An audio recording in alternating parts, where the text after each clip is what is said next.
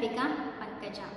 आज हम हिंदी का वाचन करने जा रहे हैं। हिंदी में आने वाले विराम चिन्ह जैसे अल्प विराम, अर्ध विराम, पूर्ण विराम, प्रश्न सूचक, विस्मय आदि बोधक अव्यय, इनका प्रयोग किस तरह से होता है ये हम जानेंगे।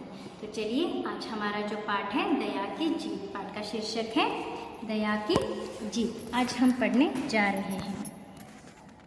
एक दिन सोते समय राहुल अपनी माँ यशोधरा से बोला, माँ तुम मुझे कोई कहानी सुनाओ। माँ ने कहा, बेटा कहानी तो दादी और नानी सुनाती है। बच्चे ने जिद करते हुए कहा, नहीं माँ तुम ही मुझे कहानी सुनाओ। ओहो तुम बड़े जिद्दी हो। ठीक है मैं तुम्हें कहानी सुनाती हूँ। कहते हुए यशोधरा ने कहानी प्रारंभ की। तो देखिए बच्चों, इसमें कौन कौन से चिन्ह आ चुके हैं? अल्प विराम, अवधारण चिन्ह, विस्मय आदि बोधक चिन्ह और पूर्ण विराम। प्राचीन समय में शुद्धोधन नाम के एक राजा थे तथा उनकी पत्नी का नाम माया था। उनके यहाँ एक पुत्र ने जन्म लिया। दोनों ने उसका नाम सिद्धार्थ रखा। सभी ने राजा को बधाई दी। राजा ने राज ज्योतिषी को बुलाकर बच्चे का भविष्य जानना चाहा। ज्योतिषी ने कहा, महाराज यह बच्चा बड़ा होकर ने राज ज्योतिषी को बुलाकर बच्चे का भविष्य जानना चाहा।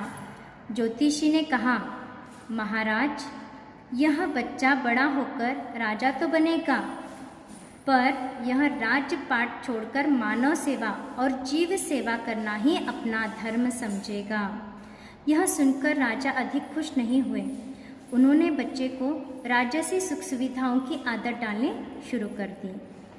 आगे हम देखेंगे। सिद्धार्थ अपने चचेरे भाई के साथ पढ़ता और खेलता था।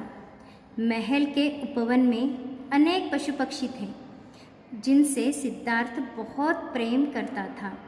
एक शाम सिद्धार्थ ने एक हंस को नीचे गिरते देखा। सिद्धार्थ ने दौड़कर उस हंस को गोद में उठा लिया। उसने देखा कि एक तीर उसके पंख में लगा है। उसने झट से तीर निकाला और अपने अंगवस्त्र से कपड़ा फाड़कर हंस के घाव पर लपेट लिया। तभी वहाँ उसका चचेरा भाई देवदत्त हाथ में धनुष लिए आया। उसने कहा, सिद्धार्थ यह हंस मेरा है, इसे मुझे दे दो। नहीं देवदत्त यह घायल है, मैं तुम्हें इसे नहीं दे सकता। दुखी होकर सिद्धार्थ बोला, तुम्हें दुखी होने की आवश्यकता नहीं है, यह जंगली हंस है, इसे मुझे दे दो। देवदत्त ने अधिकारपूर्वक कहा, पर घायल पक्षी को मैं नहीं दे सकता, इसकी रक्षा करना मेरा धर्म है। यह सुनकर देवदत्त क्रोधित होकर बोला, इसे मैंने मारा है, यह मेरा शिकार है और इस पर मेरा अधिकार है। सिद्धार्थ ने शांत भाव से उत्तर दिया, मैंने इसे बचाया है इसलिए यह मेरा है। कहानी सुनाते सुनाते माँ ने राहुल से पूछा, राहुल हंस पर किसका अधिकार होना चाहिए? राहुल ने कहा, माँ हंस तो बचाने वाले का ही मिलना चाहिए। माँ ने प्रसन्न होकर कहा, उचित कहा बेटा। वे दोनों भी लड़ते लड़ते राजा के पास न्याय के लिए गए।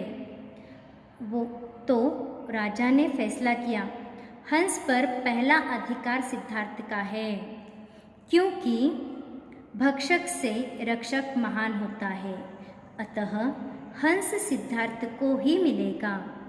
यही सिद्धार्थ बड़े होकर महात्मा बुद्ध कहलाए, जिन्होंने अपना समस्त जीवन सत्य, अहिंसा, परोपकार व मानव धर्म को समर्पित कर दिया।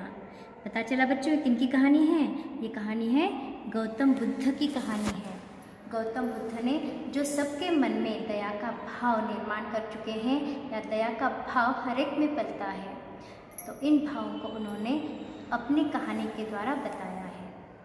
धन्यवाद बच्चों, आपको भी इसी तरह से पढ़कर भेजना, अपने क्लास ग्रुप में